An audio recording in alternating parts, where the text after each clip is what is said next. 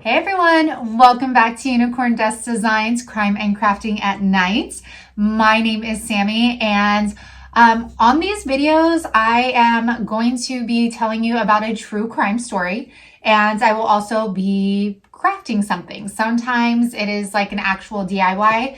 Today, I need to get some painting done for my booth. So I am going to be painting some pieces. We'll see if it's just one piece or two. I have this bird, I have candlesticks, and I have some like other projects that I've previously spray painted black and then cleared.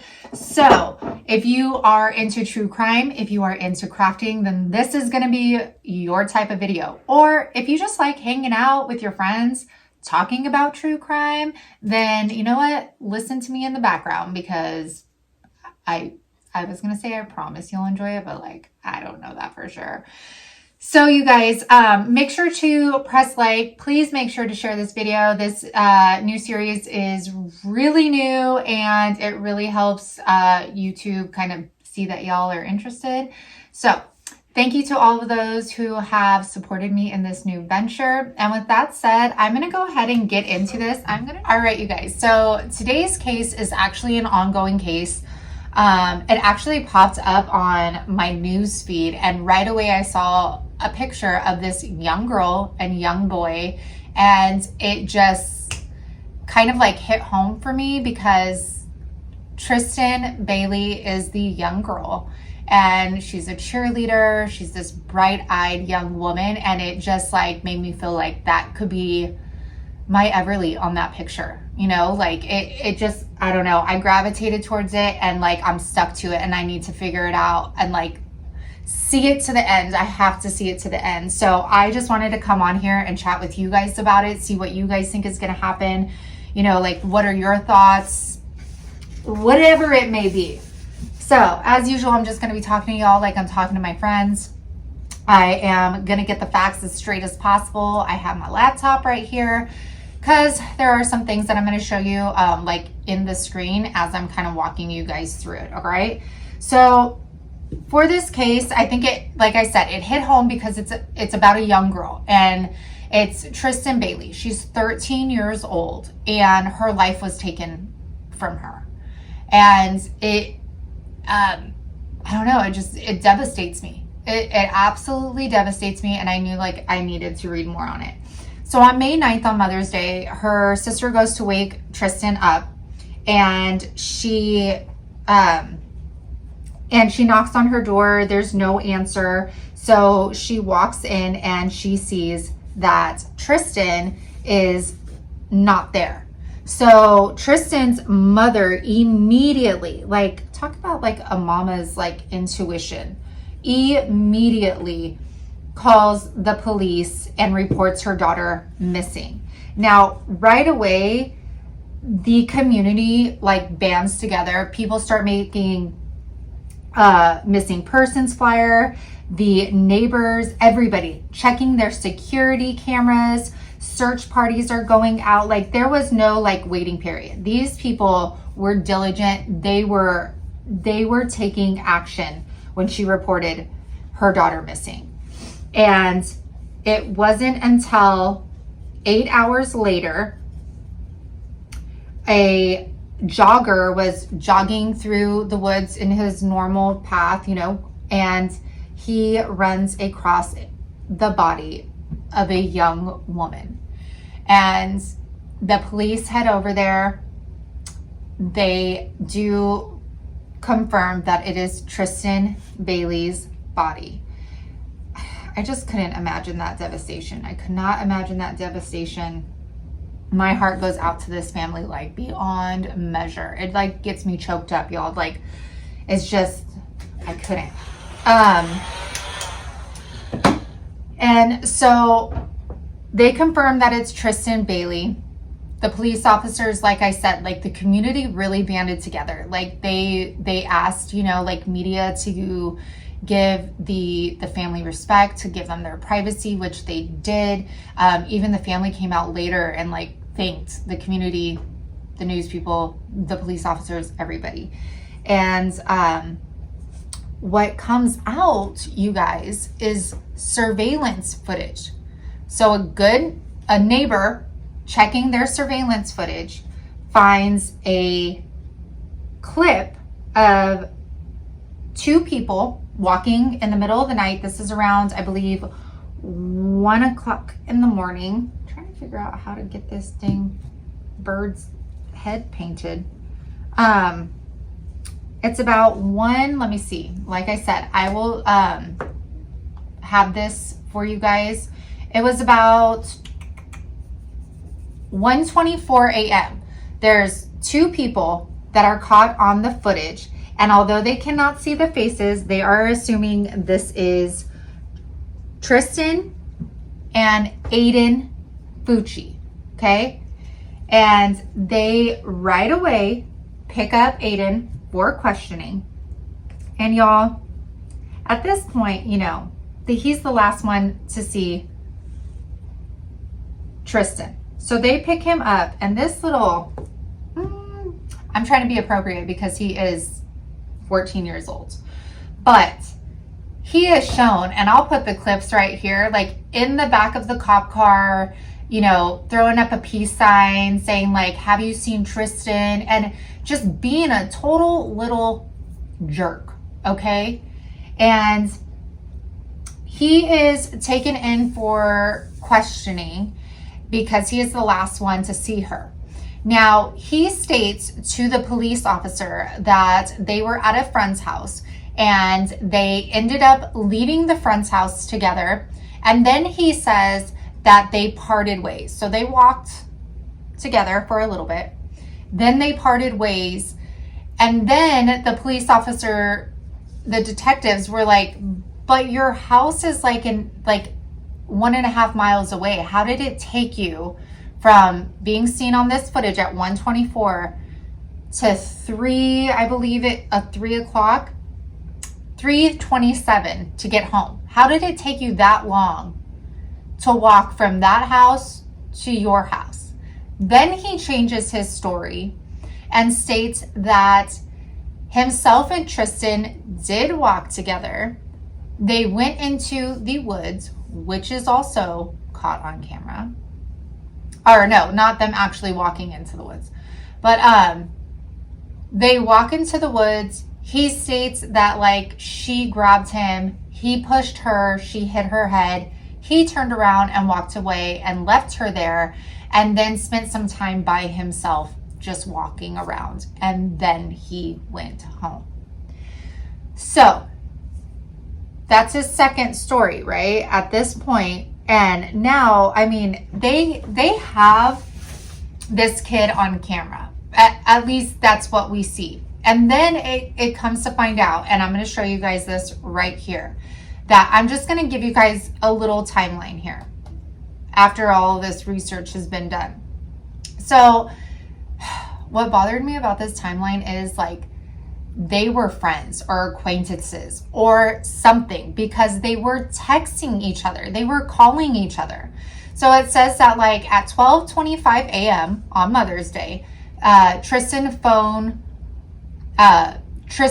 logs a call from Aiden, okay? Then Tristyn and Aiden show up at the house of a friend at 12:30 a.m. because they do live near each other. So they're talking on the phone. They're planning on meeting up. I mean, I don't know. I'm just kind of filling in my own words. And then they meet up at this friend's house. Then it says that at 1:10 a.m., Tristyn and Aiden leave the house together. Then at 1:24 a.m., two people matching their description are seen on a video from a neighborhood community center, okay? Then 1:45, so what's that, like about 20 minutes later, it says two people that match their description are seen on a home surveillance camera in Saddlestone Court, walking towards the end of the cul-de-sac, which is where like the wooded area is, okay? Then, so this is probably now an hour and 45 minutes later. On the same video from the neighborhood camera, you have two people, 3:27 a.m. on the same neighborhood camera, one of the two people is seen running in the opposite direction, shown to be carrying what seems to be like shoes in the hand. Then around 3:30 a.m., so again, this person is caught coming out of the woods. There was two people going into the woods. Only one came out running. And at 3:30 a.m., so 3 minutes, it took 3 minutes to get home. That's how close this was to Aiden's home, okay? Took him 3 minutes to get home. And he is then, let's see, so 3:30, he returns home, and then it is shown on like more footage, him walking up to his house with white shoes in his hand. Okay? And then we have 9:40 the next morning. Her sister is tapping on her door and she is missing. Now I'm going to put up as well right here like a kind of like a map that they have on this. This is mercurynews.com. They laid out a map of like where they traveled to, how close it was from where they were shown going into the woods, and then where Tristyn's body was actually found. And you guys, when the autopsy report was released, she was stabbed 114 times. 114 times. 49 of them were defensive wounds. So this young lady, she fought for her life. She fought. They were on her arms, on her face. She fought so hard for her life, and it just, I mean, that is, it's gruesome. It's gruesome. It's disgusting. It's 114 times. That was 114 chances, 113 chances to know what you were doing and stop, to make the decision to stop. And they end up finding later in the pond, as they're searching for the murder weapon, and they find what seems to be, I believe they said it was called a buck knife, is found in the pond just a little bit away from where her body was found. And a piece of the tip of the knife was broken off of this piece, which they knew was the murder weapon because that piece was still remaining in Tristyn's body. So at this point now, they have Aiden. They have him in custody. He is now, he was locked up in a juvenile facility. Well, you guys, the community came together, and this wasn't due, I don't think, to the petition, but the community came together and they actually started a petition on change.org to try Aiden Fucci as an adult for what he did. This boy did a man's murder. Like, he did not, like, this was no accident. He didn't really push her and she accidentally hit her head or anything. Like, this boy, that's what's sad. Like, this boy committed a man's murder, and the entire community banded together and they put this this petition up to try Aiden as an adult. Now, while he's in the juvenile facility, guess what happens? He is rearrested, charged for first-degree murder, and this boy is going to be tried as an adult. So right now, he is actually, they rearrested him and then they moved him to the juvenile wing in Duval County Jail. The St. Johns County Jail did not have a juvenile wing, so that is why they moved him over there.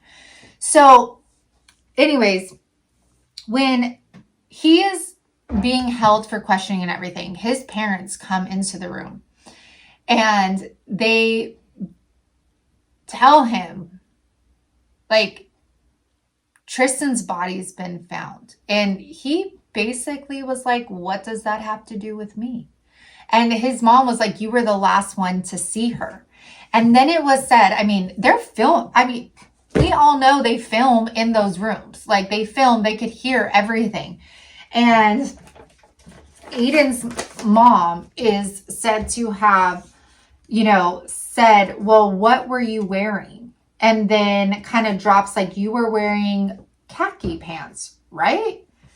Trying to kind of, you weren't wearing what they think you were wearing or what you said you initially were wearing, kind of thing. So they book him. Well, they find out after they get a search warrant to search Aiden's home, they find a security video of Aiden's mom going up to, I don't know if it's like a room, a bathroom, whatever it is. They have the security footage of her grabbing what looks to be like jeans or something like that. And she takes them and starts washing them off in the sink. So there's footage of this. It's not like somebody told her we're speculating here. There's actual footage of it. And if I could find that, I'll put that up here as well. Like, this is something, you guys, I'll leave all the links down below. Like, you have to see, like, the case, the evidence, I mean, everything. It's just, I would be completely shocked. But there's no way, like, and again, you guys, these are my opinions, okay? So there is evidence that she's washing these jeans, okay? Which are the jeans that Tristyn wore that Aiden wore the night that Tristyn went missing. I swear, saying all these names like a bunch of times, I keep getting all tongue-tied. So there's footage. So it's like I want to say a month later, his mom is actually arrested for tampering with evidence, because they do go in and they collect his shoes that he wore that night, and they collect his jeans, and I forget what the other article of clothing is, but they test it, and sure enough, it comes back with Tristyn's DNA on it. So right there's just so much that, like, it is going on here and that is happening. And I'm just like, I'm blown away. Like, I'm blown away. Like, first off, that mama, like, it almost feels, and you guys, this is, again, my opinion and stuff like that. I'm not saying she knew or anything like that. I'm just saying, like, I feel like her taking those bloody pants kind of just makes you feel like she knew what her son had done, or she knew what her son was capable of, because I can tell you for sure that, like, my first instinct wouldn't be to go check the laundry to see if my son has blood on his clothes. And it's like the way she reacts to in this video, because it is immediately after he is taken away is when this happens, that, like, I feel like you would just be like thinking, well, yeah, he was the last one to see her. He's probably just being like interviewed to see, when the last time he saw her, where they were, where they went, whatever it may be. My first instinct would not be to go check my son's clothing. Do you know what I'm saying? Like, I just don't think that would be like a normal reaction. I mean, I could be wrong, but I just don't think that that would be how I would handle it. I would be like, okay, he's getting questioned. Let's get a lawyer. Let's, this is serious, obviously. But it wouldn't be like, let me go check my son's clothing to see if he has anything on there. So anyways, she was arrested. She did make bail. I think it was like $25,000 or something like that she got released on. That could be wrong. But so now Aiden is in jail. He is facing first-degree murder. And like one of the detectives, like I said, you guys, you need to go research this for yourself, because like even the detectives and stuff like that, how I said, like just the way it happened and how he had so many chances to like stop and he didn't. Like 114 times you knew what you were doing. You had a knife on you. Like it's just, so he is going to be tried as an adult. He is going to be facing charges of first degree murder. Now now for juveniles, they cannot give them the death penalty. So that is off the table for everybody and anybody who might have thought that. For a juvenile, they cannot get the death penalty. So he will face a life in prison, hopefully without the chance of parole. But like I said, this is an ongoing case, and more I feel like information keeps coming out. Like they have interviewed,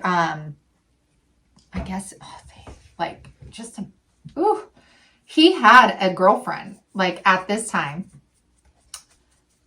And I'm sure that girlfriend and her parents are probably thinking, oh my gosh, this could have been my little girl. Like how scary, and how much does that put your life in perspective? It's crazy, y'all. Like I'm sure those of you, I mean, all of us that have kids or just like family or whatever, like it's scary because you don't know who's in your backyard or your school or your neighborhood. Like you truly just don't know. And his girlfriend came forward and said that like he had talked about murdering someone, and straight up told her that like he had stated that he wanted to take somebody into the woods and stab them. He said it. And now this came from the girlfriend, of course. And she said that there was numerous occasions when he had come up from behind her with his knives, and she verified that, not that she knew the murder weapon, but that he did have 2 knives. I wish I could if I find it, like he had names for them. And she said that he would come up behind her and put the knife on her throat and pretend to like hurt her. And I was like, oh my gosh, like so many people in this story, the detectives, people that they've interviewed, just said like, if somebody would have reported this behavior, then this could have possibly been stopped.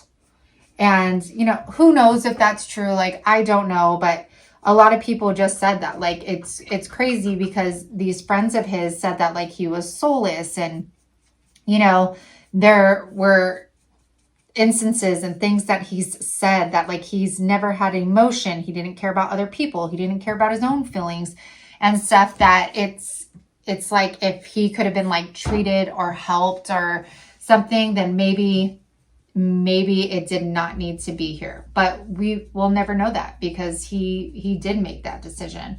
And it kind of makes you think too, as a parent who I feel like pay more attention to our children. I don't know, to identify, like, if they're going through things, if they're, showing, I don't know, weird behavior. Because it said even in his room, like, he had drawings of like satanic stuff and just disturbing things. You know what I'm saying? That it's like maybe, and I'm not putting this all on the mom, I'm just saying, like, in my opinion, that, like, I hope, and I'm sure it does, like, for those of you that have teenagers and stuff, like, you're not going through their room and like going through their stuff. But two, it's like I would hope, as my kids continue to get older, that, like, you know, I'm in their room, I'm talking with them, I'm asking them how their day's going, or like, you know, what's their new favorite class, or, you know, something like that, it's like, at least I would be in their room, I'd be aware of their life, or, you know, what they're into, what posters are on their wall, what's sitting on their desk, like the pictures of their friends or their girlfriends, boyfriends, whatever it may be. I think it just really makes, like, should make us feel like we should be more aware. Like, we should be more aware of our children, and we should, you know, if things are happening like that, get our children help. It's just, it's sad. It bothers me. I mean, I'm sure it bothers everybody that's hearing about this right now. So he is facing trial, and and this is why I said, let's have this discussion, because as I'm reading this, the lawyer that he originally had actually stepped down. He stepped down, and he is no longer going to be Aiden's lawyer. And it says that it's for unknown reasons. So I don't know why. Like, did he feel too closely? Did he just not want to involve himself in like this high profile case? Like, I mean, I wonder why his lawyer stepped down. So they ended up having to actually, and I'll put it down in the description box, like what it's technically called, but they could not afford to get a lawyer on their own. So they did have to, not apply. It was with a judge, and they got a public defender, I believe it is. So they have a new lawyer now. And I don't know, because it seemed like his previous lawyer stepped down after he found out he was going to be tried as an adult. I don't know if that has anything to do with it. I don't know. But you guys, this stuff is as recent as, I think it was 2 weeks ago. They posted this video. I'm going to insert it. Take a break right here. What's going on? I don't want to you demons. I don't want you demons take my soul. You demons want to take my soul away. I don't let you demons steal my soul. I don't know what's going on. What's going on? I smell blood. What's going on? What you got going on? Why am I here? I just want to talk to my mom and dad. What's going on? What's going on? What's going on?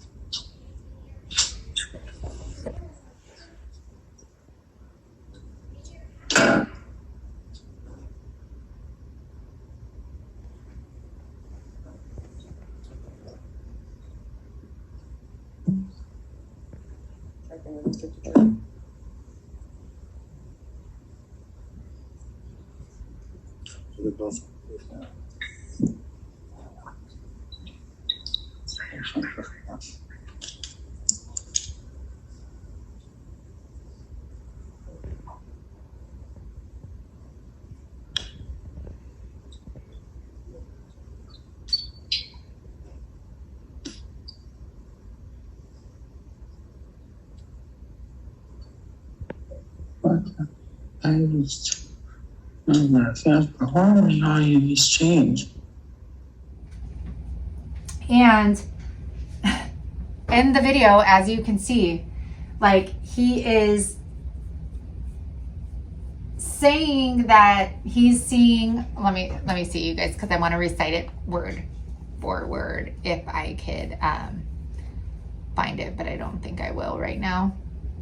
Anywho, he's basically saying that like demons are want to take his soul, and he's like swaying back and forth. I mean, you guys just saw the video.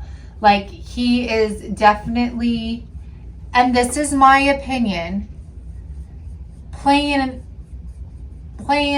like the insanity card. That's what I feel, because there's an instance, and there's a girl, you guys, I just found her channel and she is amazing. I'm gonna link her down below. And as I was watching her story on this too, in the video where he's saying that like demons are trying to take my soul, where am I, all this stuff, there is a piece when he flips his hair.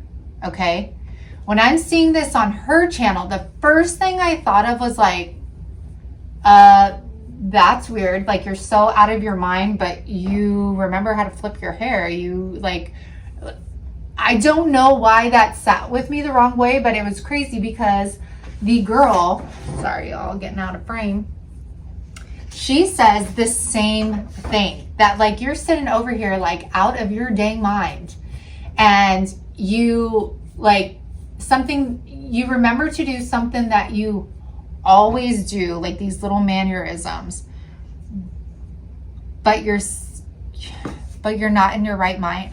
I don't know, you guys tell me. Like, I don't know why that struck me as like, no. Like, I wonder if like somebody told him, you know, to do that. Maybe somebody like in he's in contact with in jail. I don't think a lawyer can say for you to do that, but I don't know. I'm not a lawyer. I'm not into the legal system. So I have no idea. But now this is a new thing, because now they're saying that, of course, before they can put him on the stand, they're going to have to evaluate him to see if he could stand trial. And in this video too, where he's saying all this, I just find it like just super odd that like he stays in the frame the entire time. He's holding the phone the entire time. So he's like in view. He doesn't like get up or get out of frame. It's like he wanted them to see this, you know. But again, my opinion, I could be totally wrong. I don't know about anybody's mental state. I don't know anything about that stuff. This is just my observations. So they, like I said, y'all, like there's just so much that's going into it. And I believe his next trial date is October 28th. And like, I'm in for it. Like, I want to see, it's just so hard to even say like boy. Like, I want to see that boy put away for life for what he did to this young woman. Like, it wasn't fair, it wasn't right, and just the level that he took it is just, I mean, killing somebody is extreme, but then making the choice to go to put your hands on her over and over and over again, it's sick. Like, there obviously is something wrong up there with him, and I'm not saying there's not, because I feel like anybody that can make that decision and do something that horrific to somebody. And what gets me, you guys, is like I said in the beginning, like they were talking on the phone together before all this. They met at the party together. So I'm like, it makes me feel like they had to have been friends or acquaintances or something, because like, so it's almost like, you know, like Tristyn probably like trusted him, didn't think anything of it, was like walking home from the party and like, oh, let's just walk and talk with each other or whatever. And then he takes her life. And it's just, it's not fair that her life was taken so soon, y'all. And what was I gonna say? Crap. Okay, you guys, I cut to see if I could remember what I was going to say, and I can't remember what I was going to say. So I'm sorry about that. But let me know down in the comments if you're going to follow this case. Like, what are your thoughts? Like I said, he cannot be sentenced to the death penalty because he is a minor. So October 28th is when he'll stand trial. Hopefully stand trial, because they have to see if he's okay in the head before that. And, you know, my condolences go out to Tristyn Bailey's family. They have been so strong. Their community has been so strong, and they have banded together to help them. And it's very inspiring to see a community come together, unfortunately, in these circumstances. But I will be following this till the end, you guys. And again, tragic case. My heart goes out to Tristyn Bailey's family, and I look forward to hearing your thoughts down in the description box, and we will be following this all the way till the end, because that boy needs to be put away. Bye, you guys.